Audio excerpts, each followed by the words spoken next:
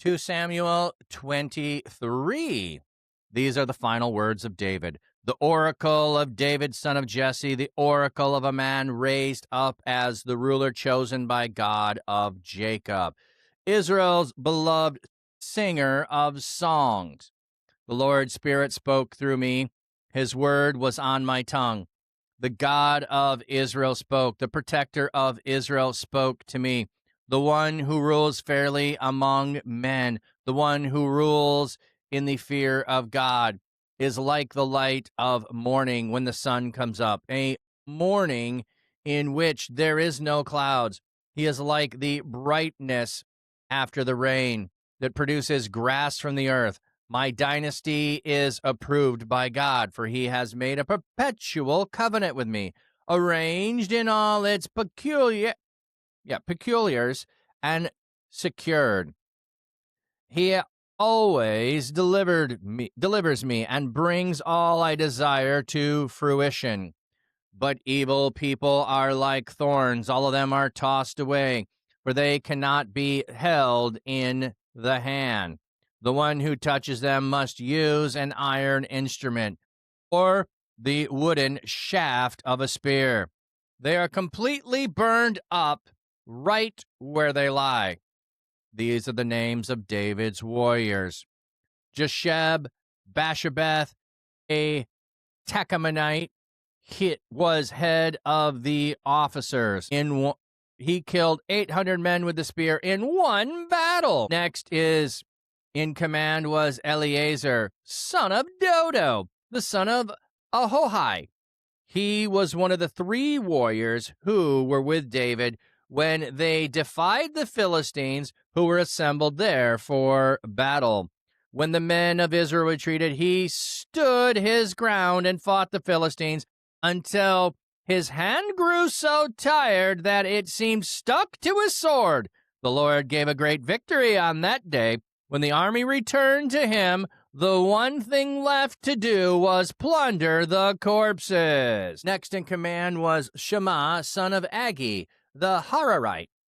When the Philistines assembled at Lehi, where there happened to be an area of a field that was full of lentils, the army retreated before the Philistines. But he made a stand in the middle of that area. He defended it and defeated the Philistines. The Lord gave them a great victory. At that time of the harvest, 3 of the 30 leaders went down to David at the cave of Adullam. A band of Philistines was camped in the valley of Rephaim. David was in the stronghold at that time. While a Philistine garrison was in Bethlehem, David was thirsty and said, "How I wish someone would give me some of the water to drink from the cistern in Bethlehem near the gate."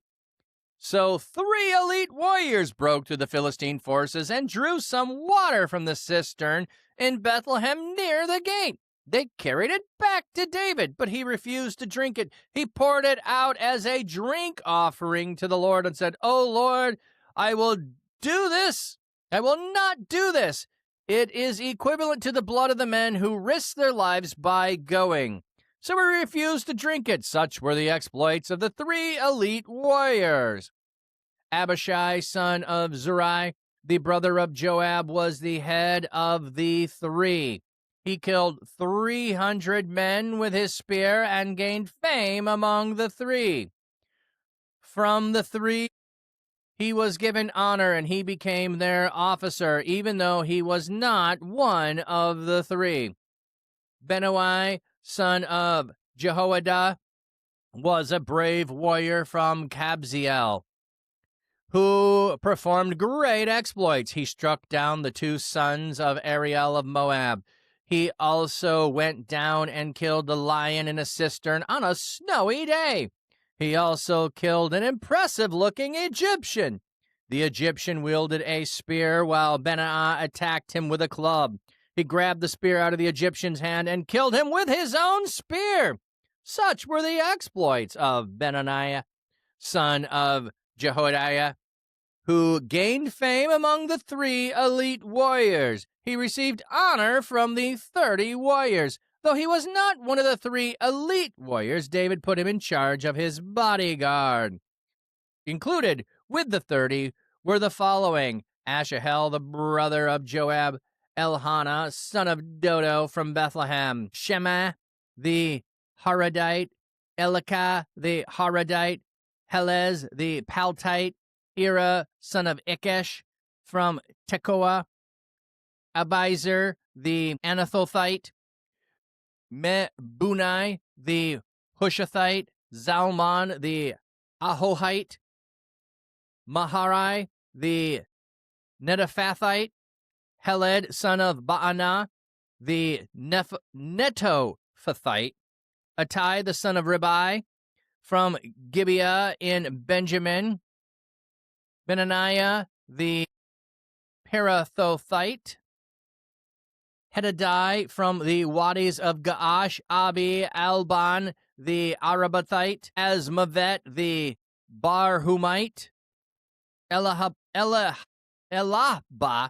the Shaalabonite; the son of Gashan, Jonathan, son of Shammah, the Hararite; Ahiam, son of Shaar, the Hararite; Eliphalet, son of Ahashabah, the Maakathite; Elim, son of Ahithophel, the Gilathite, a Gilanite; Hezrai, the Carmelite; Perarai, the Arbite; Egal, son of Nathan, from Zobah; Bani, the Gadite; Zelek, the Ammonite; Nahari, the Beerothite; the armor-bearer of Joab, son of Zerai; Ira, the Irite; Gareb, the Itharite; and Uriah the Hittite. Altogether, there were 37. But a good question is raised on some level. Why are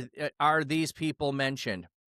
Why take the time to do this?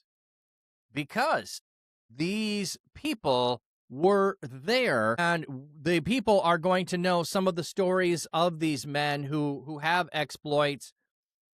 So as we're going to go through David's final words and then the list of his soldiers, we're going to honor them and what they did in going to battle with David, knowing that there are mighty men in our history that we can celebrate and those things, and we honor them. So they would honor them by putting them in scriptures. We might honor somebody by naming an airport after them or a stadium after them, or buildings. Those are the things that we do at times, or, could be states or cities get named after people. They also did that in ancient times, naming cities after people. So this is one of the ways of honoring them. It's also showing the power of God and his presence within them. So, yeah, a list of names doesn't mean much to us. But if you're the ancestors of these people, you are going to see God's mighty hand at work with them. So, okay, so these are David's final words. The oracle of David, son of Jesse, the oracle of a man raised up as the ruler chosen by God of Jacob, Israel's beloved singer of songs. Look at how they're titling this for him. David, the oracle. He's the one who's chosen by God. He's the beloved singer of songs. Yeah, we could name months after people. Yeah, we could do that. Or we can name days of the week after people. Thursday, Oh, wait, it is Thursday. The Lord's Spirit spoke through me. His word was on my tongue. So he begins by acknowledging that the psalms that he sings and our praises to God are indeed from the Lord's Spirit himself. For the God of Israel spoke, the protector of Israel spoke to me, the one who rules fairly among men, the one who rules in the fear of God. Is like the light of morning when sun comes, a morning in which there are no clouds. So the ruler that I fear, the ruler of God, is like the sunshine in the morning. He is like the brightness after the rain. So brightness when morning comes, the brightness after rain that produces grass on the earth. My dynasty is approved by God, for he has made a perpetual covenant with me. arranged in all the peculiars and secured. He always delivers me and brings all I desire to fruition. What do we have there in the footnote? For all my deliverance and every desire, surely does he not make grow. Okay. But evil people are like thorns. All of them are tossed away, for it cannot be held in the hand. The one who touches them must use an iron instrument or a wooden shaft of a spear. They are completely burned up right where they lie. So enemies are simply like thorns. They're annoying, but they're burned up and they go away. That's the end of it. So God is mine who delivered me. God's the one who inspired me. God's the one who hears my cry. God's the one who established me. My enemies are all worthless, and they're burned up right where they lie. All right. Now, these are the names of David's warriors. I'm not going to go back through reading all of these. Just some of the exploits. He killed 800 men with his spear in one battle. Like, that would be really, really impressive. The LXX and the Chronicles in the reading, he raised up his spear rather than the Masoretic text. The amended text literally reads, he was wielding the spear against 800 who were slain at one time. Okay.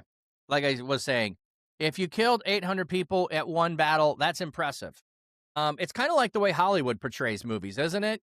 You know, you have hundreds and hundreds of people killed by the mightiest of the people. So whether this is actual number 800 or its symbolic number 800 doesn't matter. We're honoring a mighty man, and we're identifying him that way. And then we have the three warriors who David. So there's three mighty warriors. These men retreated. He stood. Oh, sorry. One of them stood his ground when everybody retreated.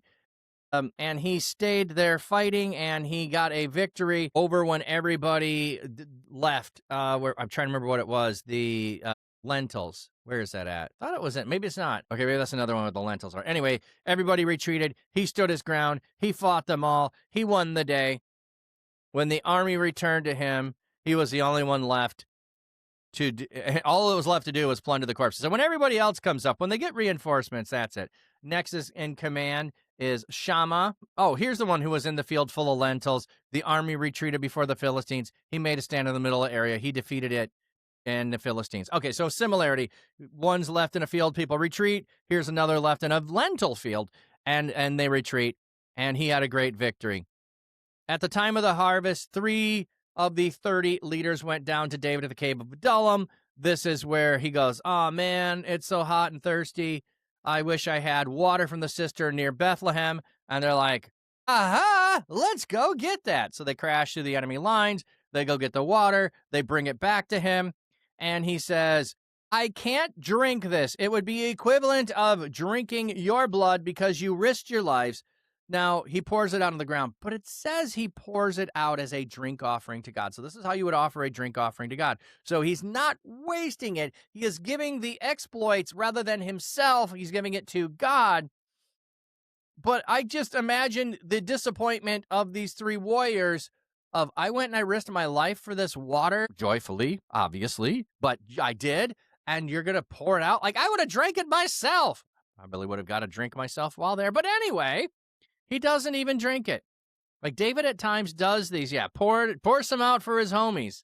Well, he poured it out to God, not for the homies, but yeah. Okay, so now we have Abishai. He killed 500 men with his spear and gained fame among the 3. From the 3, he was given honor, and he became their officer, even though he was not one of the 3. So we have the 3. We have another one who becomes honorary member of the 3, but he's not one of the 3. But he's the officer over the 3. Yeah, I know David didn't ask him, but I'm just saying, like, okay, let me give you a different example. If my wife were to say, boy, I really would love to have, and then I go out of my way, that is going to really be, exhausting or something like that, and I go and I do it, and I come back, and she says, oh, that's nice that you did that, and throws it in the trash. I'm not going to be happy about that. So just because he doesn't tell them to do it, doing something to honor and bless someone else, and they don't take it, I mean, yeah, you get both sides. Okay. I'm just saying, I'd take it to heart if I had done that. Okay. Continuing. So, was one of the brave warriors, Benaiah. He went down to kill a lion in a cistern on a snowy day. Like, this is such a weird setting. Yeah, there's a lion down in the cistern. Yeah, it's snowing outside. Why is the lion down there? Because it's snowing outside, and he's trying to get away from it. And you know what he also did? He killed an impressive-looking Egyptian. Like, what does it mean, an impressive-looking Egyptian? Like, he's not, Goliath of Gad or nothing like that. The translation, medieval manuscripts, rather than here, Asher who? Okay. I don't, that feels like that's the wrong one. I don't know what that is.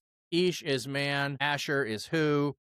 Okay. So anyway, he kills an impressive-looking Egyptian, whatever that means, whoever he was. He kills somebody that was also really, really, you would have known him if you would have seen him. That was a good battle. Like, just throw that in there. He killed a lion and an Egyptian. The Egyptian wielded a spear while Benaiah attacked him with a club. Oh, so it's really about how he attacks. He's got a spear. He's impressive looking. He's only got a club. Well, he pulls out the spear and he kills him with his own spear. Such were the exploits of these guys, whose fame was among the 3 elite warriors who received honor from the 30 warriors, though he was not one of the 3. So we have 2 people who aren't part of the 3, but are honorary members of the 3. And David made him a bodyguard. You know what? A guy who can disarm you and kill you with your own weapon, that's the guy I want as a bodyguard. Okay, now we're going to get the 30 mighty men. I'm not going to go through all of them. It's just mentioning them. There aren't exploits. It's who they were, where they're from. All of the men who are here are listed, and they are listed all together because they are here to be honored by people remembering them. And oh yeah, notice who's last on the list. Uriah the Hittite. Uriah the Hittite was one of David's mighty 30 men. And although there's 37 altogether. So the number of mighty 30 men might fluctuate at different times, if Uriah the Hittite is one of them and replaced later. So again, mentioning him here at the end, reminding us of what David did, does not even get erased when we're remembering all of the mighty men who were with David and all the mighty exploits that they had done. All right, we got ads rolling in a